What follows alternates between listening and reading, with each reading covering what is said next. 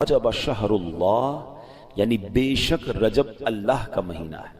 سرکار دو عالم علیہ الصلوۃ والسلام رجب میں ایک بڑی پیاری دعا کیا کرتے تھے، آئیے ہم بھی مل کے کر لیتے ہیں۔ اللہم بارک لنا فی رجب وشعبان وبلغنا رمضان۔ اے اللہ پاک ہمارے لیے رجب اور شعبان میں برکت عطا فرما اور ہمیں رمضان تک پہنچا دے، آمین۔ اب ذرا غور کریں اس دعا میں رجب اور شعبان کی برکت کی دعا کے ساتھ ساتھ رمضان سے کیسا پیار چھلک رہا ہے کہ ہمیں رمضان تک پہنچا دے، ہمیں رمضان سے ملا دے۔ تو یہ اللہ والوں کو رمضان سے بڑا پیار ہوتا ہے۔ یہ تینوں مہینے بڑے کمال کے، رجب اللہ کا مہینہ، شعبان کے بارے میں آقا فرماتے الشعبان الشہری، شعبان میرا مہینہ ہے، اور رمضان کے بارے میں فرمایا کہ رمضان میری امت کا مہینہ ہے۔ اب آپ غور کریں، گویا نور کی سیڑھیاں ہیں، رحمت کا راستہ ہے۔ پہلے رجب آیا، پھر شعبان آیا، اور سبحان اللہ پھر رمضان۔ علامہ صفوری رحمۃ اللہ تعالی نے بڑی پیاری بات فرماتے ہیں، آپ فرماتے ہیں رجب جو ہے وہ بیج بونے کا مہینہ ہے، شعبان ان بیجوں پر پانی ڈالنے کا مہینہ ہے۔ جو تھوڑی بہت فصل اور باغ کو سمجھتے ہیں، پہلے کیا کرتے ہیں، ہم بیج ڈالتے ہیں، پھر پانی ڈالتے ہیں، اس کا خیال رکھتے ہیں، پھر کیا ہوتا ہے، پودا اگ جاتا ہے، فصل ریڈی ہو جاتی ہے۔ تو فرمایا رجب بیج بونے کا مہینہ ہے، شعبان ان بیجوں پر پانی ڈالنے کا مہینہ ہے، اور رمضان فصل کاٹنے کا مہینہ ہے۔ اور پھر اس کو ڈیفائن کیا انہوں نے، وہ کیا ہے، فرماتے ہیں جو رجب میں عبادت کا بیج نہیں بوتا، شعبان میں ان بیجوں پر اپنے آنسوؤں سے آبیاری نہیں کرتا، یعنی پانی نہیں ڈالتا، تو وہ رمضان میں رحمت کی فصل کیسے کاٹے گا؟ تو بی پریپیئر، تیار ہو جائیے، اب عبادت کا سلسلہ شروع کرنا ہے۔ اگر تھوڑی بہت گرد لگ گئی، مسجدوں سے دور ہو گئے تھے، عبادت میں سستی ہو گئی تھی، تو یہ رجب ایک پیغام دے رہا ہے کہ اب آ جاؤ، پھر سبحان اللہ مسجدوں کی طرف آ جاؤ، عبادتوں کی طرف آ جاؤ، تلاوت کی طرف۔ علماء بڑی پیاری بات فرماتے رجب میں 3 حرف ہیں، را، جیم اور با۔ انٹرپریٹیشن کیا ہے اس کی تفصیل کیا بیان کرتے ہیں؟ کہتے ہیں را سے مراد ہے رحمت الہی، آخر میں جو با ہے نا اس سے مراد ہے بر یعنی بھلائی، اور جو بیچ میں جیم ہے نا اس سے مراد ہے بندے کے جرم۔ اللہ کی رحمت یہ اعلان کرتی ہے کہ میری رحمت اور میری بھلائی کے درمیان میرے بندے کے جرموں کو کر دو، اور اللہ کی رحمت گناہ معاف فرما دیتی ہے۔ تو دس از بیوٹیفل منتھ، تیار ہو جائیے، اب نماز قضا نہیں کرنی، اب عبادتوں سے جی نہیں چھڑانا، بلکہ اس میں جتنے ہو سکے اس میں روزے رکھنے۔ ایک بڑی خوبصورت نہر کا ذکر ہے روایتوں میں کہ جنت میں ایسی نہر ہے جس کا پانی دودھ سے زیادہ سفید ہے، شہد سے زیادہ میٹھا ہے، کمال کی نہر ہے، اور فرمایا اس نہر سے وہی پیے گا جو رجب میں روزے رکھنے والا ہوگا۔ تو اللہ مجھے اور آپ کو خوب نفلی روزے رکھنے کی توفیق عطا فرمائے۔ اچھا، رجب میں جہاں بہت ساری مبارک ہستیوں کا ذکر ہوتا ہے، مگر فرسٹ ویک آف رجب ایک بڑی عظیم ہستی کا بڑا ذکر ہوتا ہے، اور وہ کوئی اور نہیں، سبحان اللہ، یہ وہ ہستی ہیں جنہوں نے صرف 15 سال کی عمر میں دنیا کے ساز و سامان، دنیا کی سمجھے رونقوں کو ترک کیا اور راہ حق کے مسافر بنے، اور اتنا کمال حاصل کیا کہ انہیں نائب النبی کہا جاتا ہے۔ وہ ہستی جنہوں نے برے صغیر کو نور اسلام سے روشن کر دیا۔ یہ پاک و ہند تو پہلے ایک ہی تھا نا، یعنی ہم پر بھی ان کا احسان ہے، اس خطے میں اسلام لانا اور اسلام کو پھیلانے میں ان کا بہت بڑا کردار۔ کم و بیش 90 لاکھ غیر مسلم جو ہیں ان کے ہاتھ پر مسلمان ہوئے، اور سبحان اللہ یہ کون ہیں؟ یہ خواجہ خواجگان، سلطان الہند، وارث النبی، نائب النبی، عطائے رسول، جنہیں دنیا خواجہ معین الدین حسن سنجری چشتی اجمیری رحمت اللہ تعالی کے نام سے جانتی ہے۔ آپ 537 ہجری میں سجستان کے علاقے سنجر میں پیدا ہوئے۔ نجیب الطرفین سید ہیں، یعنی والد اور والدہ دونوں کی طرف سے آپ سید زادے ہیں۔ 12 واسطوں سے آپ کا سلسلہ مولا کائنات مولا علی شیر خدا کرم اللہ تعالی وجہ الکریم سے جا ملتا ہے۔ 15 سال کی عمر میں ہی آپ کے والد کا سایہ آپ کے سر سے اڑ گیا تھا۔ 15 سال کی عمر میں ہی آپ نے گھر بار چھوڑا اور راہ خدا کے مسافر بن گئے۔ یہ بھی بڑا کمال کا واقعہ ہے۔ والد صاحب کا انتقال ہوا تو آپ کو اچھی خاصی جائیداد مل گئی، باغ بھی ملا، پنچکی بھی ملی، گویا ایک اچھی پراپرٹی مل گئی۔ 15 سال کے نوجوان کو زیادہ پیسے مل جائیں اور باپ کا سایہ بھی نہ ہو تو نارملی تربیت اچھی نہ ہو تو وہ اولاد اور بگڑ جاتی ہے۔ مگر والدین کی تربیت ایسی تھی، سید گھرانہ تھا، بڑا ادب سکھایا تھا والدین۔ ہوا یہ کہ آپ اپنے باغ میں بیٹھے تھے، ایک بزرگ نکلے سفید بالوں والے، داڑھی والے، چہرہ بڑا نورانی تھا، تو بڑی محبت سے اس 15 سالہ نوجوان نے اپنے باغ میں بلایا، اپنے باغ سے ایک کھجوروں کا خوشہ جو تھا، انگوروں کا خوشہ تھا، انگور نکالے، بزرگ کو بڑے ادب سے پیش کیے۔ اب وہ بزرگ اللہ کے بہت بڑے ولی تھے، انہوں نے دیکھا 15 سال کا نوجوان اتنا با ادب، اتنی محبت، تو آپ نے اپنی نگاہ ولایت ایسی ڈالی اور اپنی جھولی سے ایک ایسا کھلی کا، سمجھ لے اناج کا کوئی ٹکڑا نکالا اور انہیں کھلا دیا۔ بس 15 سال کے نوجوان نے اللہ کے ولی کا وہ تبرک کھانا تھا، وہ نگاہ ولی پڑھنی تھی کہ آپ کی دنیا بن گئی اور آپ خواجہ معین الدین چشتی اجمیری بن گئے۔ پھر آپ علم دین کے لیے نکل پڑے، آپ نے اپنا باغ بھی اللہ کی راہ میں خیرات کر دیا، لوگوں کو تقسیم کر دیا۔ مگر یہاں خواجہ معین الدین چشتی کی زندگی کا جو ٹرننگ پوائنٹ تھا نا، وہ بڑا کمال کا ہے، وہ غور کیجئے وہ کیوں ملا نہیں یہ مرتبہ۔ وہ کہتے ہیں نا، با ادب با نصیب، بے ادب بد نصیب۔ ہمیشہ زندگی میں یہ فارمولہ یاد رکھیں، نوجوان بیٹھے ہیں، بچے بیٹھے ہیں، زندگی میں با ادب رہیے گا، بے ادبی نہ ہو، گستاخی نہ ہو، جو روڈ انداز ہوتا ہے نا۔ آج کل کا نوجوان بوڑھوں کے سامنے بھی چیخ چیخ کر بات کر رہا ہوتا ہے، بزرگوں سے بھی ادب سے بات نہیں کر رہا ہوتا۔ بے شک ہم کسی کو جانے نہ جانے، بے شک وہ غریب ہے یا ہمارا ملازم ہی کیوں نہ ہو، لیکن اگر عمر میں ہم سے بڑا ہے تو ہمارا کام ہے کہ ہم ادب سے بات کریں، ہم پیار سے بات کریں، سفید بالوں کا احترام کریں، ہمارے والد کی جگہ ہے۔ اور ادب ہی لوگوں کو مقام دلاتا ہے، بے ادبی برباد کر دیتی ہے۔ تو زندگی کا یہ اصول بنا لیں، اور اسی طرح بزرگوں کو چاہیے، بڑوں کو چاہیے وہ بچوں پر شفقت کریں۔ کتنا خوبصورت ریلیجن ہے میرا اور آپ کا کہ اللہ کے نبی علیہ الصلوۃ والسلام فرماتے ہیں، جس کا مضمون ہے کہ جو اپنے چھوٹوں پر شفقت نہ کرے اور اپنے بڑوں کا ادب نہ کرے وہ ہم میں سے نہیں۔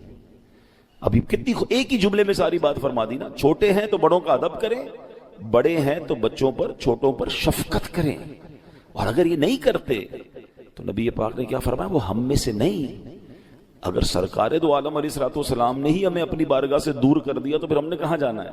تو اپنی زندگی کا اصول بنائیں، نرم، پولائٹ، ہمبل، سافٹ، اور یہی لوگ سب کو پسند آتے ہیں۔ بچوں کو بھی بزرگ وہی اچھے لگتے ہیں جو بیٹا کہہ کر پیار سے بات کرتے ہیں، ہر وقت جھاڑنے والے بزرگ بھی اچھے نہیں لگتے، اور بزرگوں کو بھی یقیناً وہ نوجوان اچھے نہیں لگتے جو بدتمیزی کرتے ہیں۔ اللہ کرے یہ بات ہمیں سمجھ آ جائے۔ تو اللہ نے 15 سال کے نوجوان کو ولایت کا کیسا درجہ عطا فرمایا، اس کی بیس کیا بنی تھی؟ ادب تھا، بزرگوں سے پیار تھا۔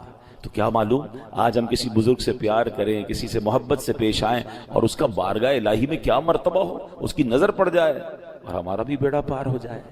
نگاہ ولی میں وہ تاثیر دیکھی، نگاہ ولی میں وہ تاثیر دیکھی، بدلتی ہزاروں کی تقدیر دیکھی۔ خواجہ خواجگان خواجہ غریب نواز کا وصال کب ہوا؟ 6 رجب تھی 633 ہجری میں، اور آپ کا جو مزار شریف ہے وہ سبحان اللہ اجمیر شریف میں واقع ہے۔ خواجہ ہند وہ دربار ہے اعلیٰ تیرا، کبھی محروم نہیں مانگنے والا تیرا۔ آپ کے بارے میں اب جب نے قرآن پاک کی آیت پڑھی، اب آئیے اس کو دوبارہ سمجھتے ہیں۔ قرآن پاک کی اس آیت کا جز کیا تھا؟ ان الذین آمنوا وعملوا الصالحات، بے شک وہ جو ایمان لائے اور نیک اعمال کیے۔ پہلے کنڈیشن بیان ہوئی اور پھر آگے انعام بیان ہوا۔ کنڈیشن کیا ہے؟ ایمان اور نیک اعمال، یہ 2 اہم باتیں ہیں۔ قرآن کریم میں جہاں جہاں فضیلت کا ذکر ہے نا، آپ پڑھیں گے 2 باتوں کا بار بار ذکر ہوگا، وہ جو ایمان لائے اور نیک اعمال کیے۔ ان الذین آمنوا وعملوا الصالحات، سبحان اللہ، ان کو جہنم کے چھٹکارے کی خوشخبری بھی سنائی گئی، اور اس کو بھی کس کو سنائی گئی؟ جو ایمان والا ہو اور نیک اعمال کرتا ہو۔ دنیا اور آخرت میں کامیاب کون ہے؟ جو ایمان لائے اور پھر نیک اعمال کرے۔ قرآن مجید میں ایک اور جگہ فرمایا ان الانسان لفی خسر، بے شک آدمی ضرور خسارے میں، یعنی پہلے تو اعلان کر دیا نا ساری خسارے میں، مگر اب اس کے اندر سے کیٹیگری کو الگ کیا گیا۔ وہ کیٹیگری کیا ہے؟ الا الذین آمنوا وعملوا الصالحات، باقی سارے خسارے میں، مگر یہ لوگ نہیں ہیں۔ وہ کون ہیں؟ جو ایمان لائے اور اچھے کام کیے۔ الحمدللہ جتنے اس وقت مجھے سن رہے ہیں، ہم اس بات پر اللہ کا بہت شکر ادا کرتے ہیں کہ ہم ایمان والے ہیں، یہ بھی اللہ کی عطا ہے۔ لیکن ایک اگلی کنڈیشن کیا ہم پوری کر رہے ہیں؟ ایمان والے تو ہو گئے ہیں، کیا اچھے کام کر رہے ہیں، نیک اعمال کر رہے ہیں؟ وہ نہیں کر رہے، کیونکہ اگر وہ نہیں کریں گے تو کنڈیشن پوری نہیں ہوگی، جب بات پوری نہیں ہوگی تو انعام بھی نہیں ملنا۔ تو ایمان تو مل گیا نا، اب اچھے کام کریں، برے کاموں سے اپنے آپ کو بچائیں، پھر خیر ہی خیر ہے انشاءاللہ۔ تو اب آگے چلتے ہیں، یہاں جو فرمایا کہ جو ایمان لائے اور اچھے کام کیے، انعام کیا ہے ان کے لیے؟ سَيَجْعَلُ لَهُمُ الرَّحْمَنُ وُدًّا، ان قریب رحمان ان کے لیے محبت پیدا کر دے گا۔ ہائے ہائے، ایک بات اور یاد رکھیے، کچھ لوگ بڑی کوشش کرتے ہیں لوگ مجھ سے محبت کریں، نہیں کرتے، لوگ پیسہ خرچ کرتے ہیں، سوشل میڈیا پہ پیسہ خرچ کرتے ہیں، وائرل ہونے کے بہانے ڈھونڈتے ہیں، کوئی صحافی کو پکڑتا ہے میرا انٹرویو چھاپو، کوئی کہتا ہے میری اخبار میں خبر لگاؤ، کوئی خود ہی خود اپنی چیزیں وائرل کر رہا ہوتا ہے، نئی محبت پیدا ہوتی ہے۔ اور کچھ ایسے ہوتے ہیں جو چاہتے نہیں ہیں مگر اللہ کروڑوں لوگوں کے دلوں میں ان کی محبت ڈال دیتا ہے۔ یہ کیا ہے؟ یہ کیسے ہوتا ہے؟ ایک بات یاد رکھیے، محبت کی نہیں جاتی، کروائی نہیں جاتی، محبت خود ہی ہوتی ہے، اور یہ اللہ کی عطا ہے۔ اللہ پاک اپنے پیاروں کو، کس کو؟ جو نیک عمل کریں اور سبحان اللہ ایمان والے ہیں اور نیک عمل کریں، پھر اللہ ان کے لیے محبت پیدا کرتا ہے۔ اور کیسے پیدا کرتا ہے؟ اب ذرا غور کرتے جائیے گا۔ سرکار دو عالم علیہ الصلوۃ والسلام کی بارگاہ میں ایک بار مولا علی شیر خدا نے اس حدیث کی، اب ذرا غور کیجئے، مولا علی سوال کرنے والے، اور سوال کس سے کر رہے ہیں؟ رسول پاک علیہ الصلوۃ والسلام سے، اور اسی آیت کی تفصیل مانگ رہے ہیں کہ حضور اس کا معنی کیا ہے؟ شیر خدا کہتے ہیں کہ یا رسول اللہ، یہ جو اللہ کا فرمان ہے سَيَجْعَلُ لَهُمُ الرَّحْمَنُ وُدًّا، ان قریب رحمان ان کے لیے محبت پیدا کر دے گا، اس کا مطلب کیا ہے؟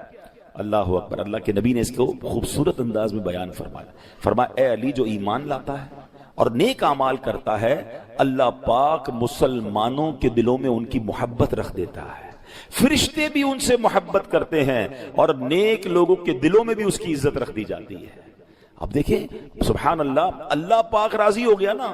اصل پرابلم یہاں یہی ہو رہا ہے کہ ہم سب کو راضی کرنے کے چکر میں رب کو ناراض کر دیتے ہیں۔ اگر اس کو تھوڑا چینج کر لیں، ہم رب کو راضی کر لیں، تو قرآن میں تو رب خود فرما رہا ہے نا کہ میں باقی کو میں راضی کر دوں گا، باقی کے دلوں میں محبت میں ڈال دوں گا۔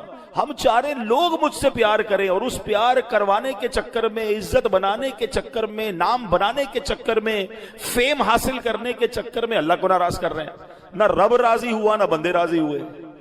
حالانکہ قرآن میں رب فرما رہا ہے کہ رب محبت کا انتظام فرما دے گا، اور کیسا انتظام کیا اب آپ کو کچھ مثالوں کے ذریعے سمجھاؤں گا۔ اللہ اکبر۔ اب ذرا غور کیجئے، ایک بار بادشاہ، بہت بڑا نام ہے بادشاہ اکبر جو ہے، اور ایک بزرگ تھے شیخ سلیم چشتی، وہ بظاہر تو بڑے غریب تھے، وہ دونوں دربار خواجہ غریب نواز پر حاضر ہوئے۔ خواجہ صاحب کے مزار پر بڑے بڑے بادشاہ اس وقت بھی آتے تھے، اب بھی آتے ہیں۔ تو اکبر بادشاہ بھی تھا اور شیخ سلیم صاحب بھی ساتھ تھے۔ تو بادشاہ نے شیخ سلیم صاحب سے پوچھا کہ اے سلیم، یہ تو بتاؤ خواجہ غریب نواز کا رتبہ کیا ہے، مرتبہ کیا ہے؟ تو حضرت شیخ سلیم کہتے ہیں کہ خواجہ حضور کی شان یہ ہے کہ وقت کا بادشاہ اکبر اور ایک فقیر سلیم، وہ دونوں کتنی دیر سے دربار پر حاضر ہیں مگر ابھی تک باریابی کا شرف نہیں ملا ہے۔ یعنی دربار وہ ہے جہاں بادشاہ لائن لگا کے کھڑا ہے، اور ابھی موقع نہیں مل رہا حاضری کا، اجازت نہیں مل رہی ہے۔ تو یہ ہوتا ہے اولیاء اکرام کا مرتبہ۔ سر بھلا کیا کوئی جانے کہ ہے کیسا تیرا، غوث پاک کے بارے میں لکھا نا اعلیٰ حضرت نے، آپ کا سر اقدس کی شان تو کون جانے، سر بھلا کیا کوئی جانے کہ ہے کیسا تیرا، اولیاء ملتے ہیں آنکھیں وہ ہے تلوا تیرا۔ تو بڑے بڑے بادشاہ، بڑے بڑے جناب کر و فر والے اولیاء کرام کے دربار میں جاتے ہیں، تو پھر ان کو ذرا پتہ چلتا ہے کہ اصل رتبہ کس کا ہے۔ آپ کو پتہ ہے ہندوستان کے بارے میں ایک شخص نے کتاب لکھی، انگریز تھا، اس نے بڑی تحقیق کی، پورے ہندوستان کا دورہ کیا، اور اپنی کتاب میں لکھتا ہے کہ میں نے ہندوستان کو دیکھا، کروڑوں لوگوں کا وطن ہے، مگر اس پر حکومت آج بھی ایک بازار میں رہنے والے خواجہ غریب نواز کی ہے۔ صدیاں گزر گئی ہیں مگر ہند کا راجہ خواجہ ہی ہے۔ بڑے بڑے راجہ آئے مگر جاتے کہاں ہیں؟ خواجہ غریب نواز کے دربار میں جاتے۔ یہ کیسے ہوا؟ اچھا میں آپ سب سے سوال کرتا ہوں، میں ڈیفینس میں اس وقت بیان کر رہا ہوں، کراچی میں رہنے والے، نارملی ہماری محبتیں پتہ کیوں ہوتی ہیں؟ ہم سب کو اپنے بچوں سے پیار ہے، بالکل ہوتا ہے، ہمارا خون ہے نا، ہمیں اپنے ماں باپ سے پیار ہوتا ہے، ہمارے بڑے ہیں، ہمیں پال پوس کر بڑا کیا، ہمیں اپنے دوستوں سے پیار ہوتا ہے، رشتہ داروں سے پیار، because we have connection with them, اس لیے پیار ہوتا ہے۔ مگر یہاں جتنے بیٹھے ہیں ان میں سے کسی نے خواجہ کو دیکھا نہیں ہے، ہم خواجہ کے خاندان کے لوگ بھی نہیں ہیں، ہماری ملاقات بھی نہیں ہوئی ہے، ہم نے ان کی صحبت بھی نہیں اٹھائی ہے، مگر ہزاروں میل دور بیٹھ کر کیوں دل میں ان کی محبت ہے؟ ہم غوث پاک سے ملے نہیں ہیں، مگر کون ہے مسلمان جس کے دل میں غوث پاک سے محبت نہیں ہے؟ ہم حضرت ابوبکر صدیق سے نہیں ملے، حضرت عمر فاروق سے نہیں ملے، مولا علی سے نہیں ملے، حضرت عثمان غنی سے نہیں ملے، اہل بیت والوں سے نہیں ملے، کربلا والوں سے نہیں ملے۔ اب لسٹ دیکھیں کتنا پیار ہے ہمیں، بعض ہستیوں سے تو اپنے بچوں سے زیادہ پیار ہے۔ ہم امام حسین کے نام پر جان قربان کرنے کے لیے تیار ہو جائیں گے، کربلا والوں پر سب کچھ نچھاور کر دیں گے۔ کیوں؟ ایسے نہیں آتی محبت، یہ اللہ نے ڈالی ہے۔ اور یاد رکھیے گا، پہلے اللہ اپنے نیک بندوں کو آسمانوں پر مشہور فرماتا ہے۔ ہاں، اب ایک اور حدیث سنیے گا، آپ کا ایمان تازہ ہو جائے گا۔ حدیث پاک کی بڑی مشہور کتاب ہے مسلم شریف، ٹھیک ہے، اس کی حدیث ہے۔ سرکار دو عالم علیہ الصلوۃ والسلام فرماتے ہیں جب اللہ کریم کسی بندے سے محبت فرماتا ہے تو حضرت جبرائیل کو حکم دیتا ہے۔ اب سنیے گا ذرا، حضرت جبرائیل کو حکم دیتا ہے، انی احب فلانا فاحبہ، اے جبرائیل میں فلاں بندے سے محبت کرتا ہوں، تم بھی اس سے محبت کرو۔ اسٹارٹ کہاں سے ہو رہی ہے محبت؟ پہلے اللہ محبت فرماتا ہے، پھر حکم کسے دیتا ہے؟ اے جبرائیل میں پیار کرتا ہوں، میں محبت کرتا ہوں، تم اس سے محبت کرو۔ جبرائیل محبت کرنے لگتے ہیں، پھر یہ محبتوں کا سلسلہ رکتا نہیں ہے، پھر ثم ینادی فی السماء، پھر آسمانوں میں یہ اعلان کر دیا جاتا ہے کہ ان اللہ یحب فلانا فاحبوہ، اے آسمان والو بے شک اللہ فلاں سے محبت فرماتا ہے، تم بھی اس سے محبت کرنا شروع کر دو۔ یعنی آسمانوں پر شہرت ہو جاتی ہے، فرشتے محبت کرنے لگتے ہیں، پھر اللہ، اب گویا سارے آسمانوں میں اللہ کے اس نیک بندے، اس ولی اللہ کی محبت عام ہو جاتی ہے۔ اس کے بعد کیا ہوتا ہے؟ حدیث پاک میں نبی پاک فرما رہے ہیں ثم یودع له القبول فی الارض، پھر زمین میں اس بندے کی مقبولیت رکھ دی جاتی ہے، یعنی لوگوں کے دل اس کی طرف مائل کر دیے جاتے ہیں۔ اللہ اکبر! یہ آج اللہ والوں کی محبت جو ہمارے دلوں میں ہے نا، یہ محبت پہلے آسمانوں میں ہے، پہلے فرشتوں میں وہ مشہور ہوتے ہیں، اور پھر زمین والوں کے دل ان کی طرف پھیر دیے جاتے ہیں۔ مجھے بتائیں نا، آج ہزاروں سال ہو گئے اولیاء کرام کو اپنے مزارات میں آرام فرما ہے، ہم کہیں اور نہیں جاتے، ہم ڈیفینس میں بیٹھے ہیں۔ کبھی جائیں حضرت ہمارے عبداللہ شاہ غازی رحمۃ اللہ تعالی علیہ، یہ پہلی صدی کے بزرگ ہیں، 1300 سال پرانے بزرگ ہیں، مگر بتائیے کون سا دن ہے جہاں ان کی بازار پر جھمگٹا نہیں لگا ہوتا؟ دنیا بھر سے لوگ آ رہے ہوتے ہیں، ارے لوگ پنجاب سے آتے ہیں، خیبر پختونخوا سے آتے ہیں، بیرون ملک سے ہمارے مہمان آتے ہیں، کہتے ہیں ہمیں عبداللہ شاہ غازی جانا ہے۔ بھئی تمہیں کس نے بتایا عبداللہ شاہ غازی یہاں ہے؟ کہتے ہیں ہم نے پڑھا ہے، اللہ کے ایک ایسے ولی ہیں، اتنی بڑی ہستی ہیں، ان کے مزار پر جاتے ہیں، اپنا پیسہ خرچ کرتے ہیں۔ ایسا نہیں ہر جانے والے کی کوئی تمنا یا کوئی معاملہ اٹکا ہوا ہوتا ہے، بس اللہ ان کے دلوں کو پھیرتا ہے۔ کراچی میں رہنے والوں کو داتا صاحب جانے کی بڑی تمنا، بابا فرید جانے کی بڑی تمنا، ہم یہاں رہتے ہیں ہند جا نہیں سکتے، اجمیر شریف جانے کی تمنا۔ میں گیا ہوں اجمیر شریف،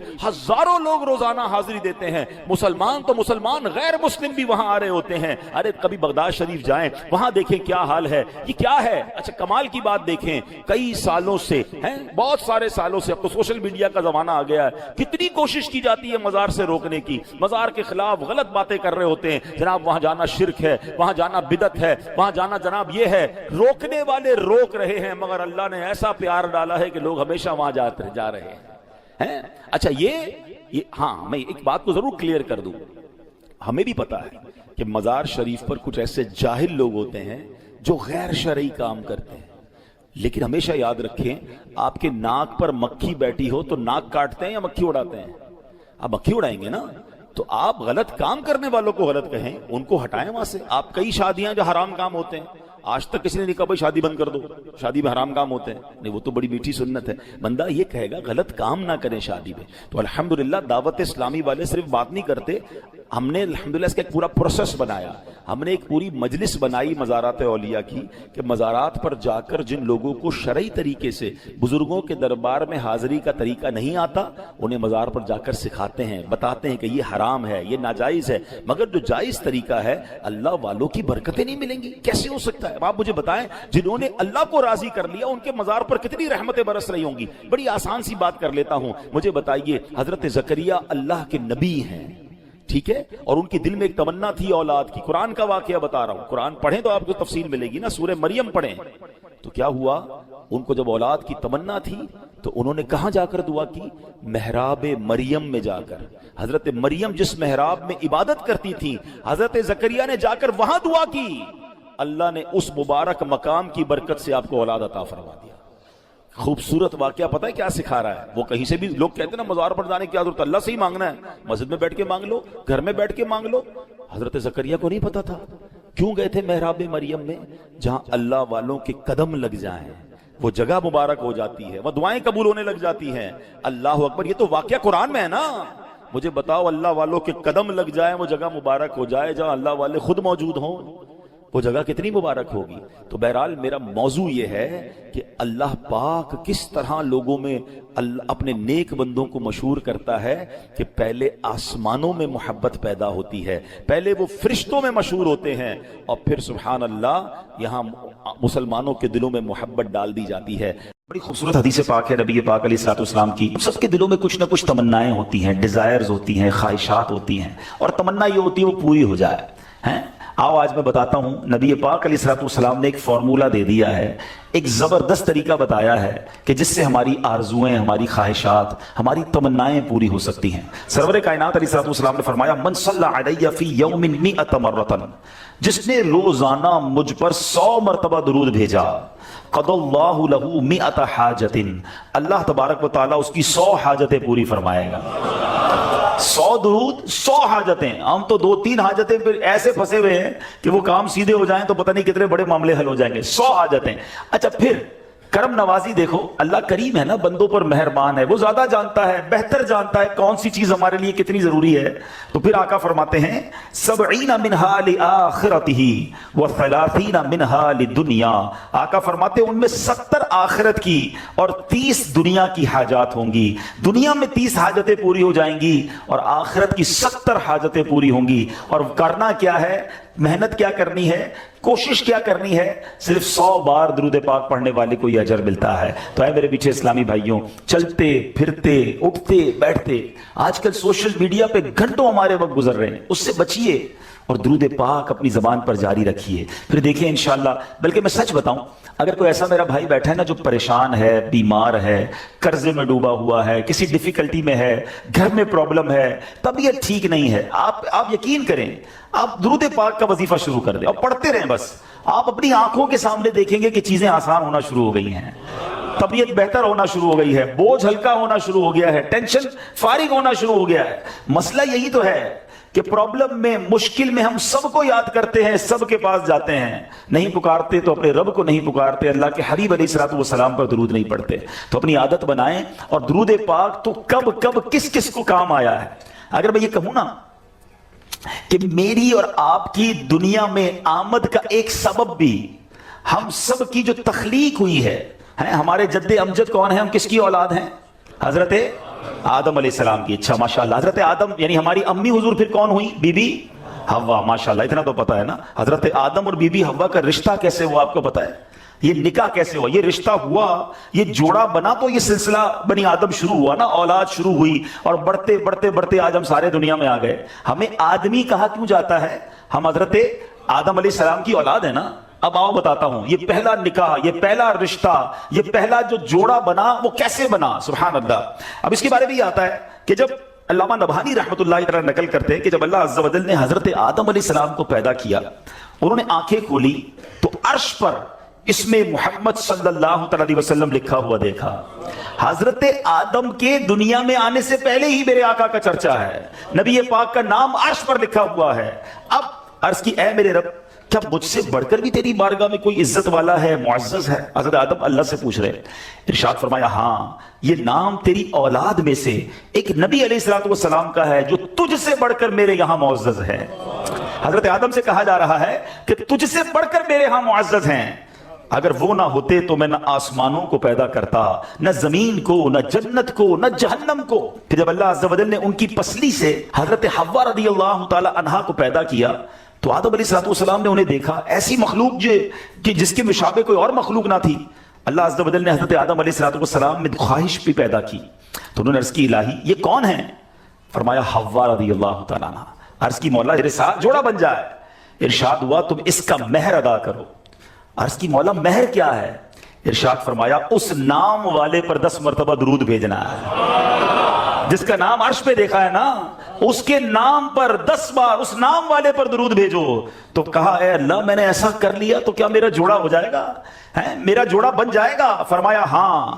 اب حضرت آدم علیہ السلام نے 10 بار درود پاک پڑھا اور یہ مہر بنا حضرت آدم علیہ السلام اور بی بی حوا رضی اللہ تعالیٰ عنہ کے درمیان جوڑا بننے کا رشتہ ہوا. اور اس کے بعد یہ ساری کائنات میں جو ہم دنیا میں آئے تو گویا پتا چلا کہ وجہ تخلیق کائنات، یہ تو اس حدیث سے بھی پتا چل گیا کہ نبی پاک علیہ السلام کے لیے یہ کائنات بنائی گئی. اور سبحان اللہ حضرت آدم علیہ السلام کا جو بی بی حوا سے جوڑا بنتا ہے اس کا مہر بھی نبی پاک پر درود پڑھنا ہے. اب سوچئے کب سے نبی پاک پر درود بھیجا جا رہا ہے، کب سے میرے آقا کا چرچا ہے. اللہ اکبر. شاعر لکھتے ہیں نا کہ یہ کائنات بنائی کیوں گئی، اتنی سجائی کیوں گئی. سبحان اللہ. وہ کہتے ہیں کہ خدا کیوں نہ کرتا آرائشیں بزم امکا میں، خدا کیوں نہ کرتا آرائشیں دنیا کے ساما میں، تمہیں دولہا بنا کے بھیجنا تھا بزم امکا میں.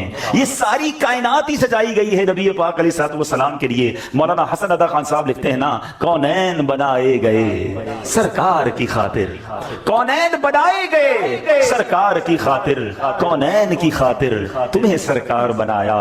ایسا تجھے خالق نے طرحدار بنایا، یوسف کو تیرا طالب دیدار بنایا. حضرت آدم علیہ السلام نے جب یہ سوال کیا ہوگا، ذرا امیجن کریں کہ یا اللہ مجھ سے بڑھ کر بھی کوئی تیرے یہاں عزت والا ہے. تو بتایا کیا گیا ہے تیری اولاد میں آنا تیرے بعد بظاہر ہے مگر تجھ سے بھی زیادہ عزت والا ہے. سیدی اعلیٰ حضرت امام اہل سنت بڑا پیارا شعر لکھتے ہیں کہ جب سے حضرت آدم علیہ السلام کو یہ پتا چلا کہ میری اولاد میں کوئی ایسی شخصیت نے بھی آنا ہے جو رب کے یہاں اتنا مقبول ہے، تو اس کی یاد میں حضرت آدم علیہ السلام گویا گم رہا کرتے. سبحان اللہ. سیدی اعلیٰ حضرت لکھتے ہیں کہ حضرت آدم علیہ السلام کیا کہا کرتے کہ ظاہر میں میرے پھول ہیں، حقیقت میں میری اصل.